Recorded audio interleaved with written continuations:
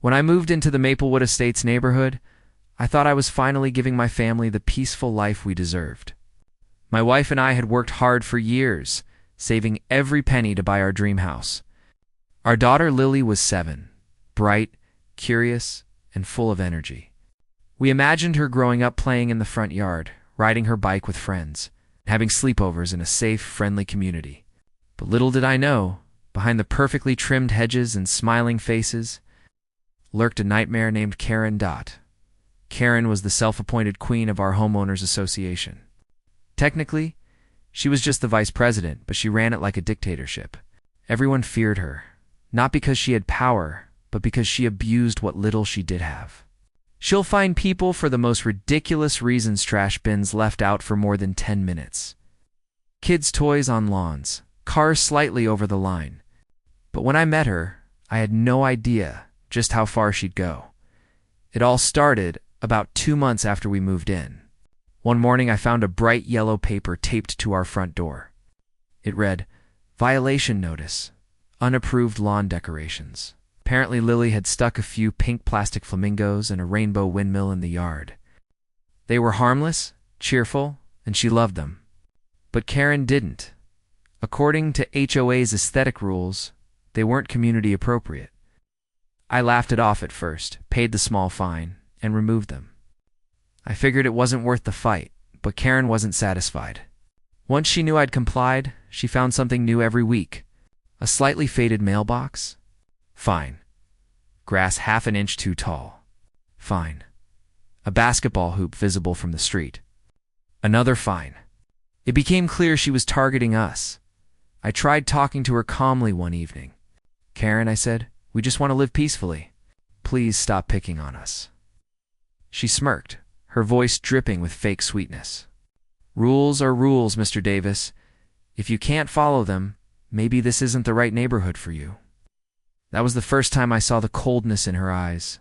But I had no idea that things were about to get far, far worse. A few weeks later, Lily came running inside crying. Her little bike had been taken. Someone had locked it in the HOA's storage shed, and there was a note saying, "Unattended, property confiscated." It was Karen again. I stormed to her house to demand it back. She didn't even answer the door.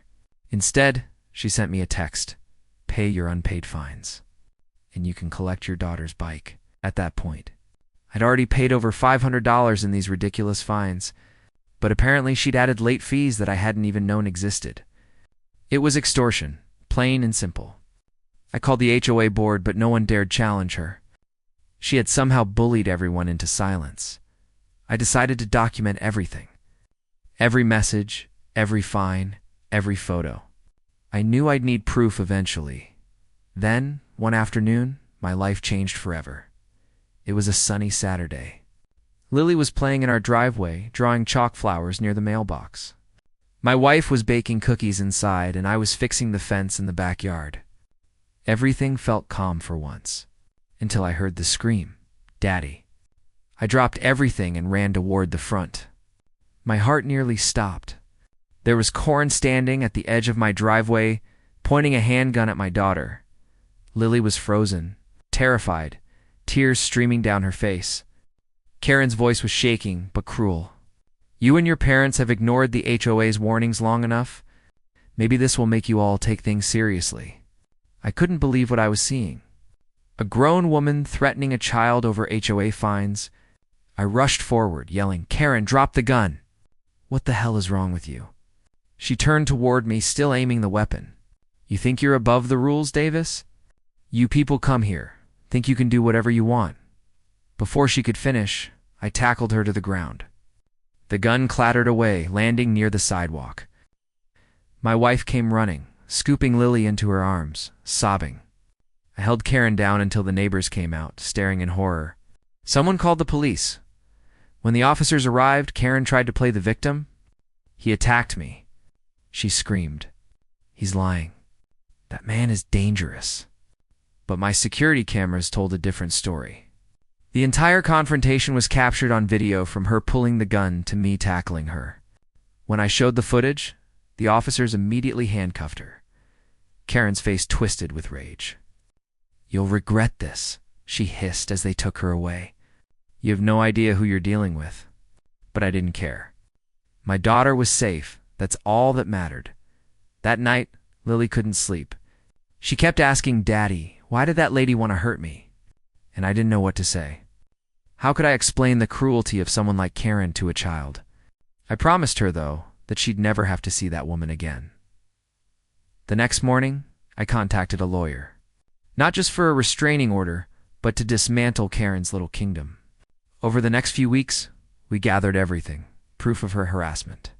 The fake fines, messages showing she'd pocketed HOA funds, and the footage of her pulling a gun on my child.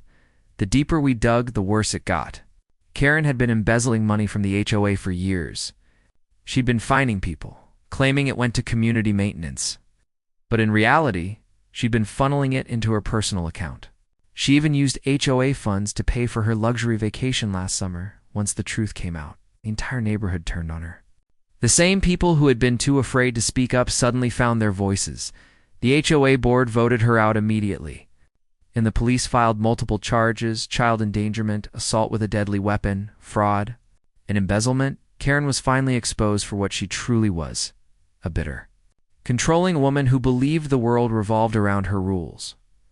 During the trial, she tried to act like she was the victim again. She blamed stress, claimed she was mentally exhausted from years of dealing with unruly neighbors. But when the prosecutors showed the footage of her aiming that gun at Lily, the courtroom went silent. Even her own lawyer couldn't defend that. I'll never forget the judge's words. "You not only violated the law, but you terrorized an innocent child. Your actions are inexcusable." Karen was sentenced to 7 years in state prison. When the verdict was read, she glared at me one last time, but this time, there was no power left in her eyes, just emptiness. After the sentencing, several neighbors came to our house with apologies and support. One elderly couple said, "We were too scared to stand up to her. Thank you for doing what we couldn't."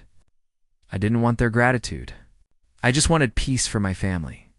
It took time, but things started getting better. The new HOA leadership actually cared about the community. They refunded the fake fines, removed the ridiculous rules, and helped rebuild trust among neighbors. Lily slowly regained her confidence. We enrolled her in therapy, and she began smiling again, though the memory of that day still lingers. She even started drawing again this time. Happy pictures of our family, our house, and sunshine. Sometimes, when I sit on the porch and watch her play, I think about how close we came to tragedy, all because of a power-hungry woman who let control consume her.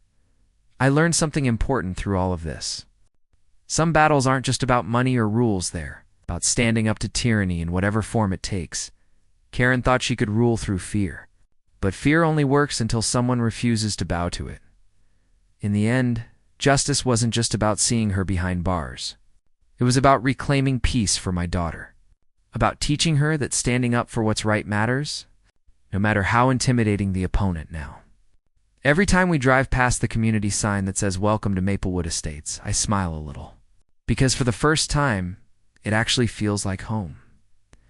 And as for Karen, well, let's just say she finally found a new community to enforce her rules in the prison yard.